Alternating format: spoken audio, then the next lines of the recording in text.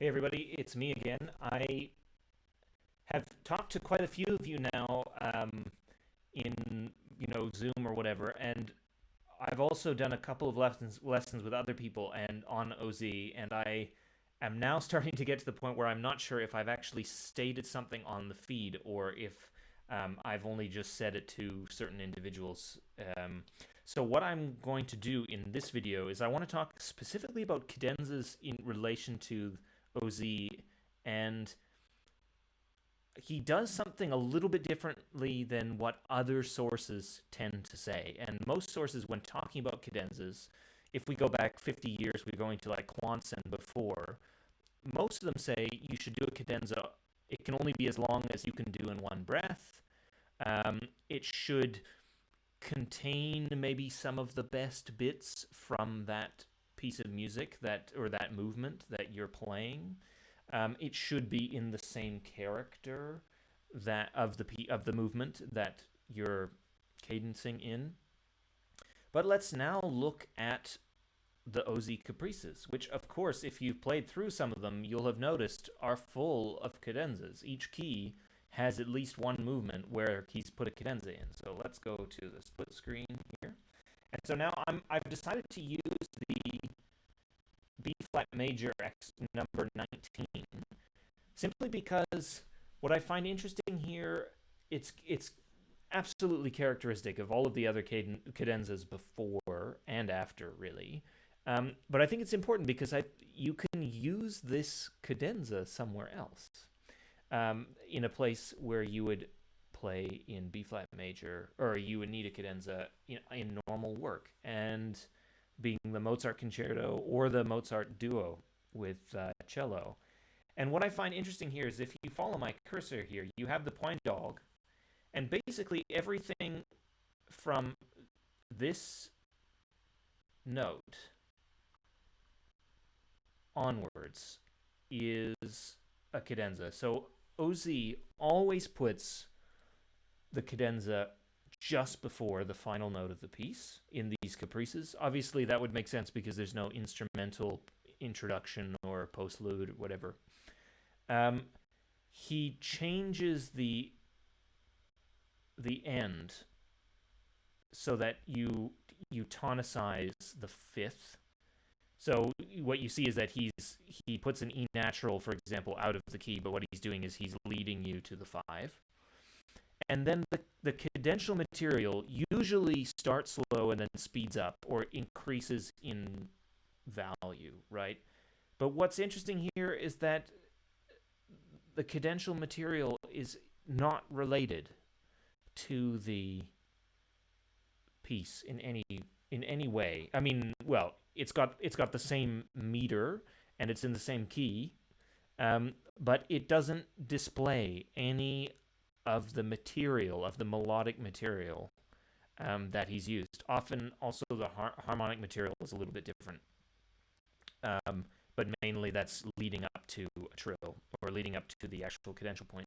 You'll also notice that he uses words like serré, which translates directly to tight, but I think means speed up or faster. And then he uses these other words like allegro and lent. There are others where he uses quite a few different words next to each other. If we actually skip to the left side of the screen, you have lent followed by andante, and then lent again. And what he's actually doing is he's doing the best he can to show you that this area is fluid in terms of the speed. And he's using descriptive words to signify generally what's going on. But what we're getting is that between the point dog and the cadential trill, that the speed of these passages is fluid, or there is no metronomic value that needs to be placed. And I don't think that when you hit across the bar here at the allegro, that it's suddenly allegro. I think actually what you're trying to do is make something musical here happen to the point that you are in an allegro tempo by the time that it's indicated.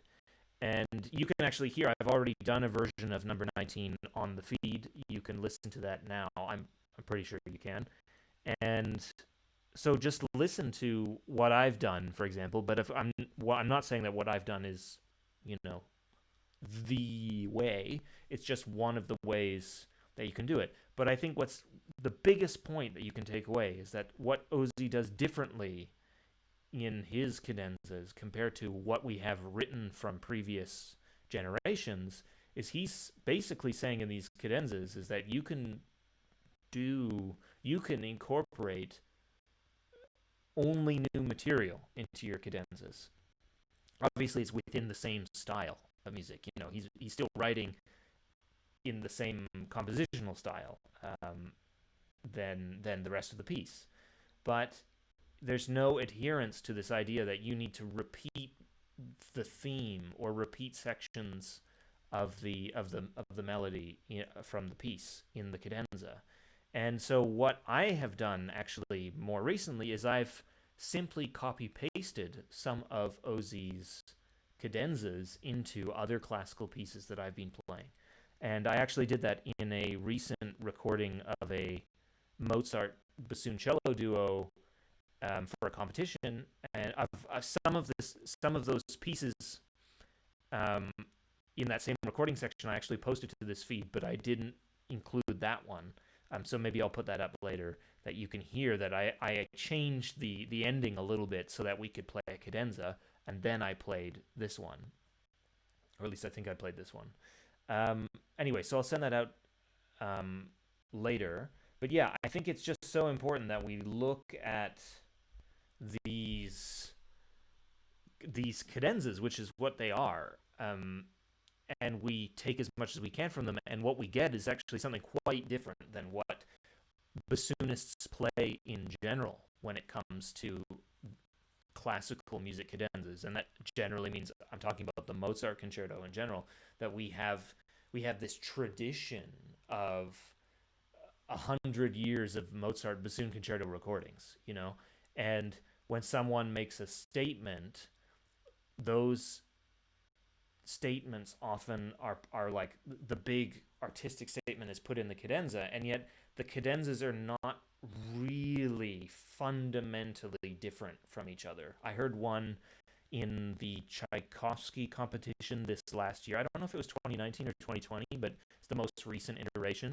And in the first round, there was a bassoonist who did like a jazz cadenza, and it was long, and it was all, seventh, ninth, minor ninth chords, whatever. And it was interesting because it was so different, but it wasn't to my taste because it was a completely different taste. It was a totally different, you know, um, genre of music being put in the cadenza. Um, Whereas what I would find more tasteful certainly would be an attempt at making something truly new, but still in the same compositional style. That I would find much more creative than simply different copy pastes and um, transcription, no, transpositions of or modulations of the same themes that are in the Mozart concerto in general. I mean, we have had our fair share of that. We've had 100 years of recordings of that, and now I think we need to maybe follow OZ in that we're doing cadenzas in the same style but with new material. That would be interesting to me to listen to. Yeah. Anyway, I'm not saying that you must do this, but it's interesting in that in the first play bassoon treatise, the cadenzas are very different. They are written with a totally different mindset than any other material that we have coming from before, written by other instrumentalists who tell us like follow these rules when doing a cadenza. Anyway, I hope this was helpful, or it's food for thought anyway. And yeah, so let me know if there's any questions you have on this subject or any other subject relating to OZ. I'll be happy to help if I can, of course. All right, have a nice day. Bye bye.